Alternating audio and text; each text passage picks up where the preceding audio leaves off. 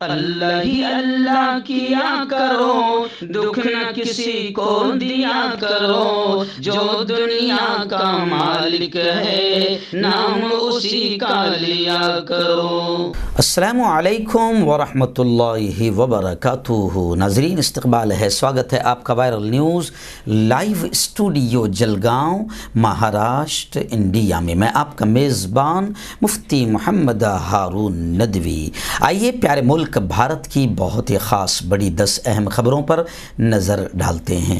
لیکن سب سے پہلے میں اپیل کروں گا کہ جو ساتھی نئے ہیں اور ابھی تک اس بے باک سچے چینل سے جڑے نہیں ہیں، اگر آپ چاہتے ہو کہ آپ کو ملک بھارت کی اور پوری دنیا کی صحیح اور سچی خبریں دیکھنے اور سننے کو ملے تو پھر آپ اس چینل سے جڑ جائیے، سبسکرائب کر لیجئے۔ اور ہاں ناظرین، ہم ہر روز ایک اپیل کرتے ہیں کہ پلیز یہ ایک پرائیویٹ چینل ہے اور چینل چلانے کے لیے پوری ایک ٹیم کام کرتی ہے، بڑا روپیہ پیسہ خرچ ہوتا ہے۔ اگر آپ چاہتے ہو کہ ایسے چینل جو ظلم اور ظالموں کے خلاف بے باک انداز میں آواز اٹھا رہے ہیں، پیارے ملک بھارت کی حفاظت کرنے کے لیے کوششیں کر رہے ہیں، آپ اگر چاہتے ہو کہ ایسے چینل باقی رہے تو پلیز چینل کی فائنینشیل ہیلپ کیجئے، مالی تعاون کیجئے۔ اسکرین پر آپ نظر ڈالیں، ہمارے چینل کا بینک اکاؤنٹ نمبر بھی دیا جاتا ہے، اور اگر آپ آن لائن پیسہ بھیج کر مدد کرنا چاہتے ہیں تو گوگل پے، فون پے اور پے ٹی ایم کا نمبر بھی دیا جاتا ہے۔ تینوں کا نمبر ایک ہی ہے، 9923223361۔ اللہ نے جو بھی آپ کو طاقت دی ہے اس اعتبار سے ہر دن یا ہفتے میں ایک بار یا مہینے میں ایک بار آپ چینل کی مالی مدد ضرور کیجیے اور چینل کو مضبوط کیجیے۔ آئیے ناظرین، پہلی بڑی خبر جو آ رہی ہے وہ حالانکہ انٹرنیشنل نیوز میں بھی آئے گی، لیکن بھارت سے بھی، ہمارے پیارے ملک سے بھی اس کا تعلق ہے، اس لیے میں اس کو نیشنل نیوز میں بھی بتا رہا ہوں کہ طالبان کی نئی حکومت اب بننے جا رہی ہے۔ حلف برداری کی شپت جو پروگرام ہوتا ہے اس کی تقریب، وہ پروگرام بہت جلد ہوگا، لیکن خبریں آ رہی ہے کہ اس نئی حکومت کی حلف برداری کے شپت کے پروگرام میں ہندوستان کو بلایا نہیں گیا، اور خبریں ہیں کہ پاکستان ہے، قطر ہے، ایران ہے، ترکی ہے اور چین کو دعوت نامے بھیجے گئے، لیکن ابھی ہندوستان کو کوئی دعوت نامہ نہیں آیا ہے۔ اور خبریں ہیں کہ ملا ہیبت اللہ کی جگہ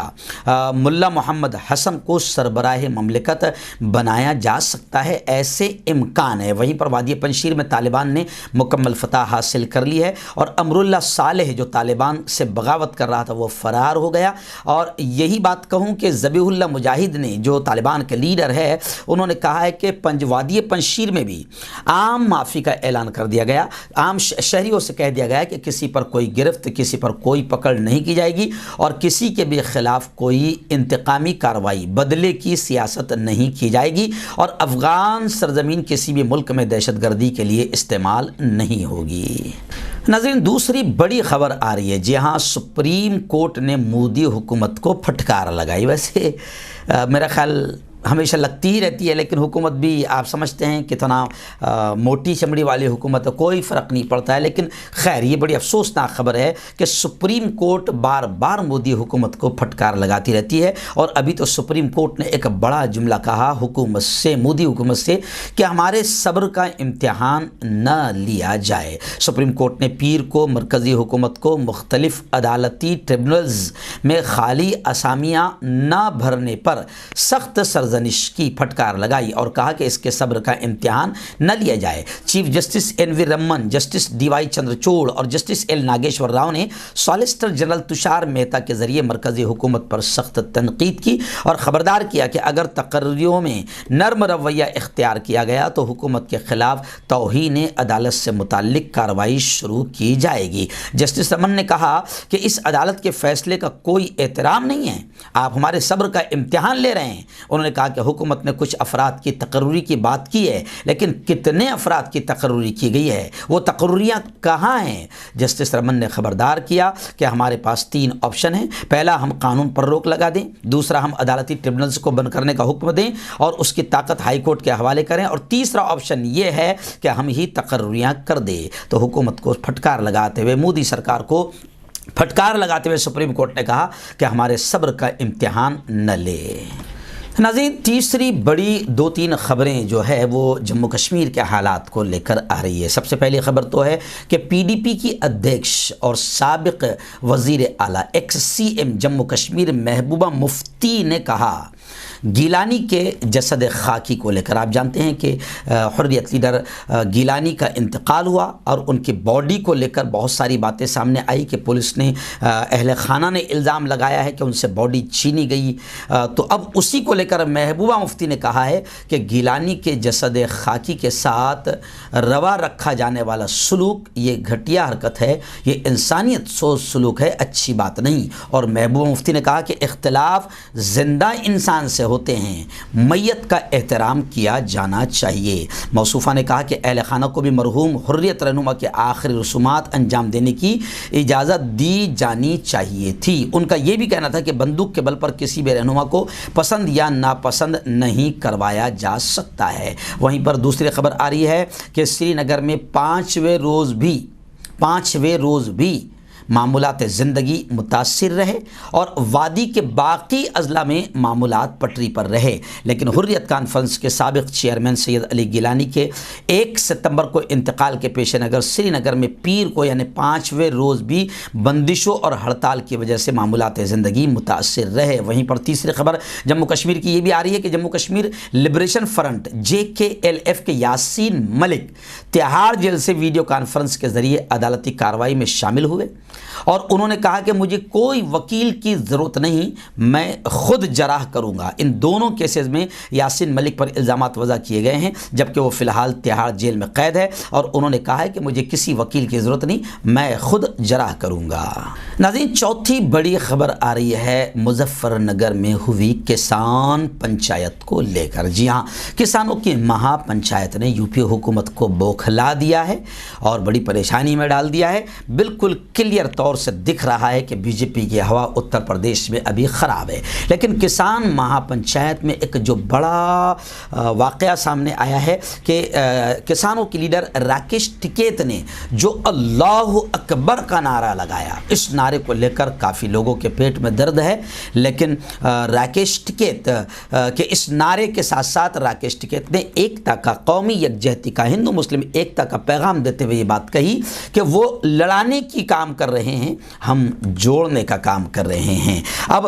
کسان مہا پنچایت میں یہ جو اللہ اکبر کا نعرہ لگا، راکیش ٹکیت کا کہنا ہے کہ اس کے ساتھ ساتھ ہر ہر مہادیو کا بھی نعرہ لگا ہے جو ہندو مسلم ایکتا کو درشا رہا ہے۔ اور اسی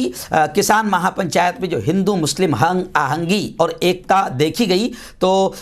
BSP کی سپریمو مایاوتی نے بھی اس کی تعریف کی ہے۔ SP کانگریس اور BJP کو ہدف تنقید بنایا اور کہا کہ ایسی کوششیں کچھ لوگوں کو ناگوار گزری ہوگی۔ BSP سپریمو نے پیر کو اپنے ٹویٹ میں لکھا کہ کسانوں کی مہا پنچایت میں ہندو مسلم سماجی ہم آہنگی کی جو کوششیں ہوئی ہے وہ قابل تعریف ہے اور یہ قدم مظفر نگر میں ہوئے فسادات کے زخم کو مندمل کرنے میں مددگار ثابت ہوگا۔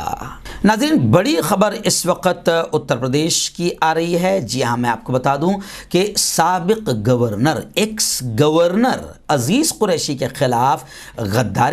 وطن کا مقدمہ درج کیا گیا۔ اب آپ اندازہ لگا سکتے ہیں کہ آپ کا اور کیوں اتر پردیش کی یوگی حکومت کے خلاف انہوں نے تبصرہ کیا، بات کہی۔ اس کے پاداش میں سابق گورنر ڈاکٹر عزیز قریشی کے خلاف وطن سے غداری کا مقدمہ درج کیا گیا ہے۔ بریلی کے additional director general of police Avinash Chandra نے پیر کو بتایا کہ ڈاکٹر قریشی ہفتے کے دن سماجوادی پارٹی کے رکن پارلیمنٹ اعظم خان کے کنبے کا حال چال پوچھنے آرامپور آئے تھے۔ اس دوران انہوں نے میڈیا نمائندوں سے بات چیت میں سیتاپور جیل میں قید اعظم خان پر زیادتی کرنے کا الزام لگاتے ہوئے یوگی حکومت کے خلاف تبصرہ کیا تھا۔ سابق گورنر کے تبصرے سے ناراض BJP لیڈر آکاش سکسینہ نے اتوار کی رات ڈاکٹر قریشی کے خلاف رامپور کے سول لائنز تھانے میں IPC کی دفعہ 153A 153B 124A غدار وطن اور 505 کے تحت مقدمہ درج کر لیا ہے۔ عزیز قریشی کے خلاف جو ایکس گورنر ہے ان کے خلاف غدار وطن کا مقدمہ درج کرنے کے بعد سیاسی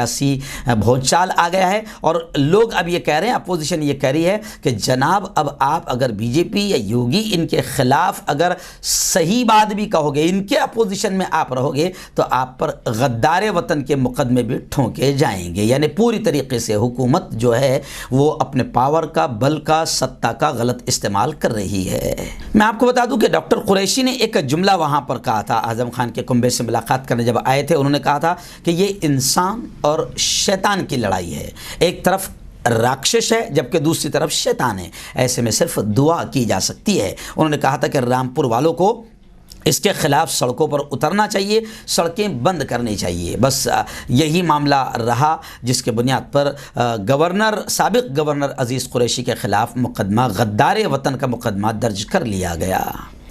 ناظرین، ریاست مہاراشٹر کی ایک بڑی خبر اس وقت آ رہی ہے کہ انیل دیشمکھ جو ریاست مہاراشٹر کے سابق وزیر داخلہ رہے ہیں، گرہ منتری رہے ہیں، انیل دیشمکھ کے خلاف آپ دیکھ رہے ہیں کہ 2-3 مہینوں سے لگاتار خبریں آ رہی ہے۔ اب انیل دیشمکھ کے خلاف لک آؤٹ نوٹس جاری کر دیا گیا اور خبریں ہیں کہ اب ان کی گرفتاری جلد ہو سکتی ہے، اور انیل دیشمکھ فرار نہ ہو جائے ملک چھوڑ کر تو ملک سے باہر جانے کے راستے بھی بند کر دیے گئے ہیں، اور ممکن ہے کہ جلد ان کی گرفتاری ہو جائے۔ میڈیا میں گردش کرنے والی خبروں میں بتایا جا رہا ہے کہ ای ڈی کو شک ہو گیا تھا کہ وہ ملک سے باہر جا سکتے ہیں، لہٰذا اس نے یہ قدم اٹھایا ہے۔ ای ڈی کی جانب سے اب تک انہیں 5 بار سمن بھیج کر پوچھ تاچھ کے لیے بلایا گیا تھا، لیکن وہ ایک بار بھی ای ڈی کے روبرو حاضر نہیں ہوئے۔ ای ڈی نے ملک بھر کے ایئرپورٹ کو بھی اس لک آؤٹ نوٹس کی جانکاری دے دی ہے تاکہ انیل دیشمکھ ملک سے باہر جانا چاہیں تو انہیں ایئرپورٹ پر روکا جا سکے۔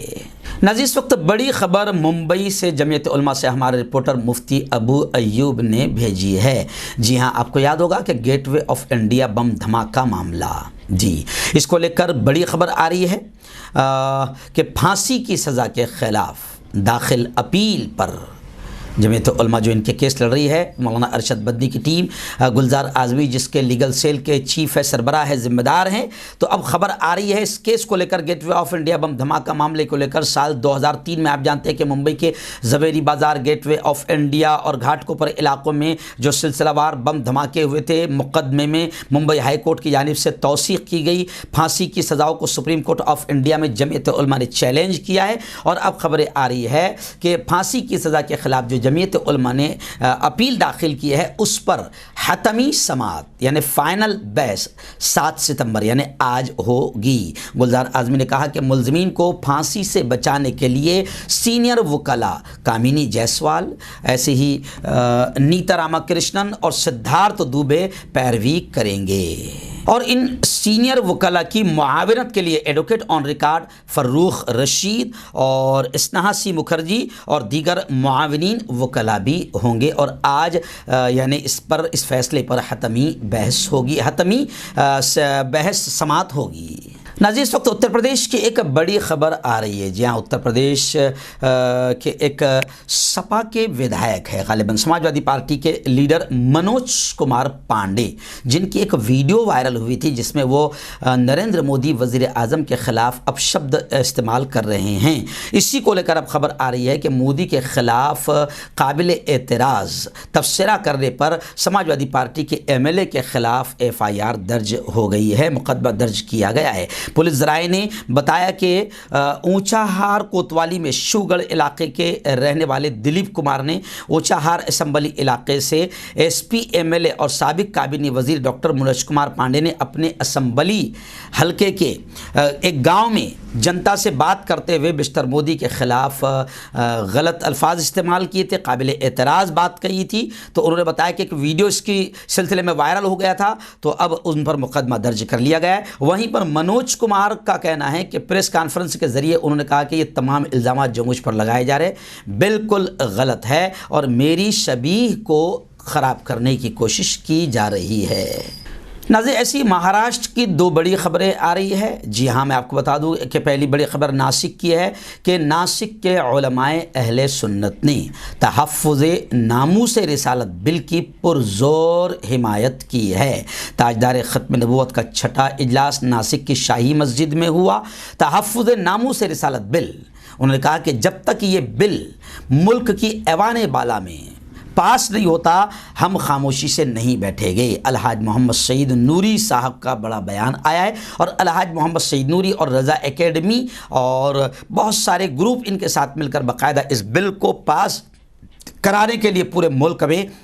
माहौल बना रहे हैं। वहीं पर एक बड़ी खबर ये भी आई है कि महाराष्ट्र के सीएम वज़ीर आला उद्धव जी ठाकरे साहब को रज़ा फाउंडेशन उलमाए अहले सुन्नत की जानिब से एक मेमोरेंडम दिया गया, जिसमें यह कहा गया कि मसाजिद और मदारिस के उलमाए किराम और दीगर मजहबों की भी जो पेशवा है उनको कानूनी तहफ़्फ़ुज़ दिया जाए, उन्हें सिक्योरिटी दी जाए, उनके इलाज व मुआलजे का इंतज़ाम किया जाए और उनको माहाना अखराजात मदद भी फराहम की जाए। इस तरह का एक मेमोरेंडम उद्धव ठाकरे को रज़ा फाउंडेशन उलमाए अहले सुन्नत की तरफ से दिया गया। नाज़रीन, एक बड़ी खबर इस वक्त मेरे निगाहों के सामने बैतिया, बिहार के बैतिया इलाके से आ रही है। यहाँ पर फ़ौज के एक जवान ने अपनी बीवी समेत 3 ख़वातीन को, 3 महिलाओं को गोली मार दी। गोली उसकी बीवी के अलावा पड़ोस की एक खातून और 15 साल की लड़की को लगी है, जिन्हें इलाज के लिए GMCH हॉस्पिटल में भर्ती कराया गया है।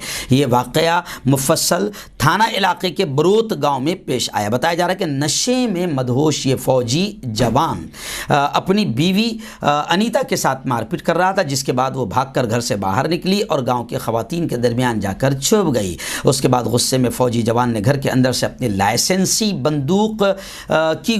निकाली और ख़वातीन पर गोली चला दी। फायरिंग के इस वाक़े में गांव के ख़वातीन के साथ साथ उसकी बीवी को भी गोली लगी है। इस वाक़े की इत्तला मिलते ही मुफस्सल थाना पुलिस ने मुलज़िम जवान को गिरफ़्तार कर लिया है और मामले की जाँच शुरू कर दी है।